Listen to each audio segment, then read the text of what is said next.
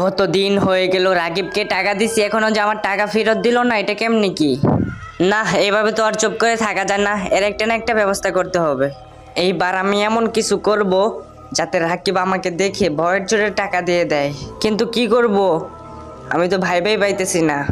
উপরে মনে হয় রায়হান দাঁড়িয়ে আছে, আমি উপরে যাই।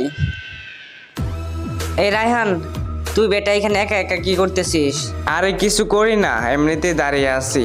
চল আজকে আমরা রাকিবের বাড়িতে যাব, রাকিব আমার অনেক টাকা মাইরা খাইছে। টাকা মাইরা খাবে না? তুমি টাকা লাগাই থাও, মাইরা খাবে না তো কি করবে? বন্ধু, জীবনে যে ভুলটুল করছি ওই ভুলটুল আর জীবনেও করবো না।